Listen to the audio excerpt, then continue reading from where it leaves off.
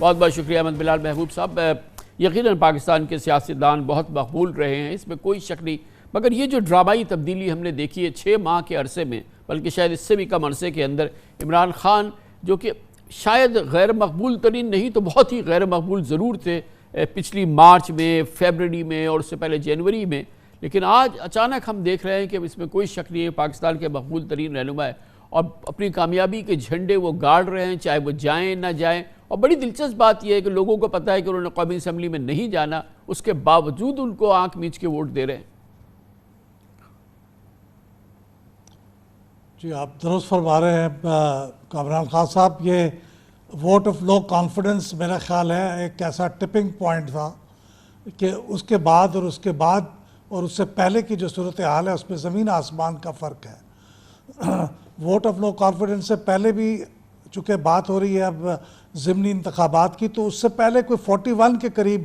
ضمنی انتخابات ہوئے تھے اور ان ضمنی انتخابات میں 24 سیٹیں ایسی تھیں جن میں پی ٹی آئی پہلے جیتی تھی جنرل الیکشن میں، لیکن ان میں وہ صرف 15 میں کامیاب ہو سکی تھی بائی الیکشن میں، یعنی کوئی 9 کے قریب سیٹیں انہوں نے ہار دی تھی. یہ صورتحال تھی ووٹ آف نو کانفیڈنس سے پہلے کی. لیکن نو کانفیڈنس کے بعد صورتحال یہ ہے کہ انہوں نے جو 21 سیٹیں جن کے اوپر وہ پہلے ریٹین کرتے تھے اپنی پوزیشن، ان کو بڑھا کے 26 کر لیا،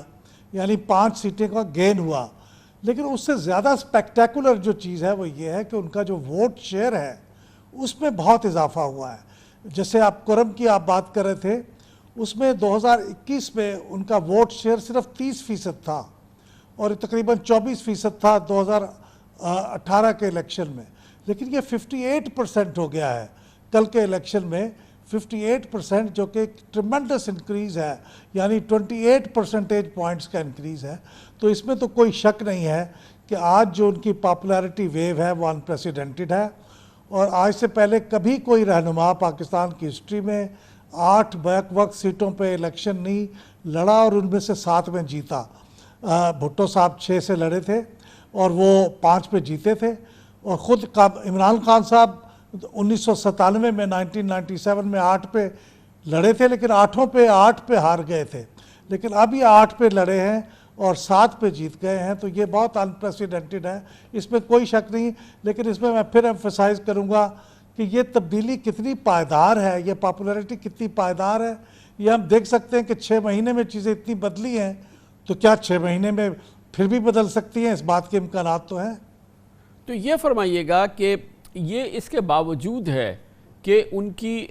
وفاق میں حکومت نہیں ہے، ان کے خلاف آڈیو لیکس آئی ہیں، ان کے خلاف کیسز بنے ہیں، ان کے خلاف ان پر بدعنوانی کے الزام لگے ہیں، ان پر 18 مقدمات قائم ہیں. ان تمام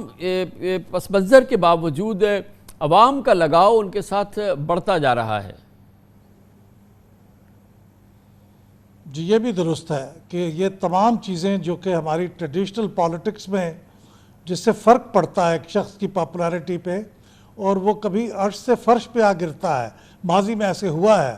اور سارے تجزیے ہمیں یہ بتاتے ہیں. مثلاً اسٹیبلشمنٹ کے بارے میں بات کرنا، اس کی حمایت کا تاثر نہ ہونا، یہ ماضی میں تو ہمارے جو منتخب نمائندے ہیں ان کی پاپولیرٹی پہ بہت گہرا اثر چھوڑتا ہے. لیکن ان حالات میں اگرچہ یہ بہت ارلی ہے ابھی کہنا، کیونکہ یہ بہت ریسنٹ ڈیولپمنٹ ہے اور دیکھنے والی بات ہے، لیکن اس وقت تک تو یہ نظر آ رہا ہے کہ ان میں سے کسی چیز کا ان کی پاپولیرٹی پہ کوئی نیگیٹو اثر نہیں پڑا ہے. وہ ایک ایسے مقام پہ فائز ہو گئے ہیں جن میں کوئی بھی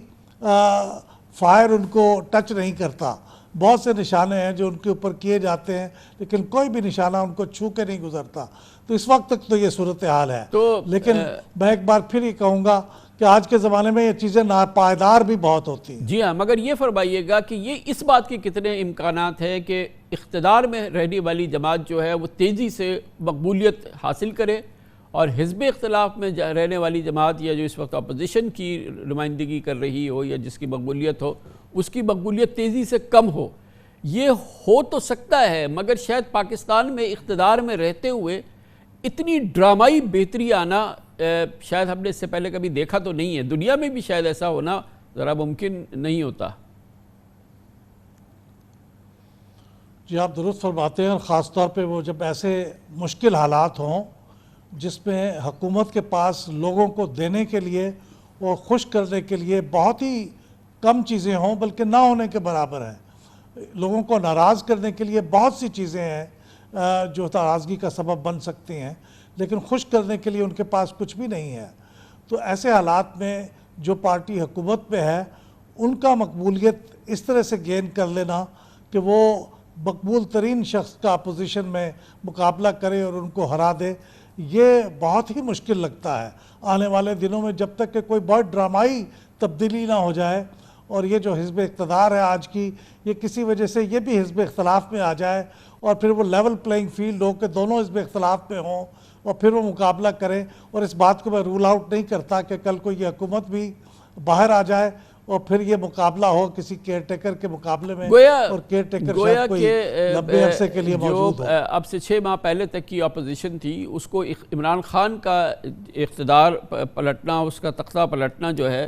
وہ بہت مہنگا پڑا، اور اس کا ناقابل تلافی نقصان ہوا ہے اس کے امیج کو اور اس کی سٹینڈنگ کو عوام کے اندر۔ کہنے کو ان کو شاید انہوں نے عمران خان کا تختہ پلٹ دیا، مگر دراصل اپنا تختہ الٹ لیا۔ بالکل آپ نے درست فرمایا، اور یہ بالکل انہوں نے اپنی پولیٹیکل ججمنٹ اور پولیٹیکل وزڈم کے برخلاف فیصلہ کیا، ان سے یہ فیصلہ غالباً کرایا گیا، اور یہ فیصلہ جو کرایا جاتا ہے پھر اس کی قیمت ادا کرنی پڑتی ہے، اور وہ قیمت ادا کر رہے ہیں اور شاید کرتے رہیں گے، اور شاید اگلے انتخابات میں بھی وہ اس کی قیمت چکانی پڑے انہیں۔ یہ بالکل درست ہے، ووٹ آف نو کانفیڈنس کا فیصلہ پاکستان کے لیے بھی نقصان دہ ثابت ہوا اور ان پارٹیوں کے لیے بھی نقصان دہ ثابت ہوا کہ ایک پیٹرن پہ چیزیں چل رہی تھیں، ایک سٹیبلٹی کا تاثر تھا۔ اگر عمران خان اپنے معمول میں چلتے چلتے ہار جاتے تو کوئی نقصان کی بات نہیں تھی، لیکن ان کی پارٹی کو جس طرح سے ہم نے اپ روٹ کیا اس کے نتیجے میں پاکستان کو بھی نقصان پہنچ رہا ہے اور ان پارٹیوں کو بھی پہنچا ہے، اور شاید یہ ڈیزرو کرتی ہیں پارٹیاں کیونکہ انہوں نے اپنی پولیٹیکل وزڈم کے خلاف فیصلہ کیا۔ بہت بہت شکریہ جناب احمد بلال محبوب، ایک نان پولیٹیکل مگر ایکسپرٹ اوپینین ہمیں دے رہے تھے عمران خان کی مقبولیت کے حوالے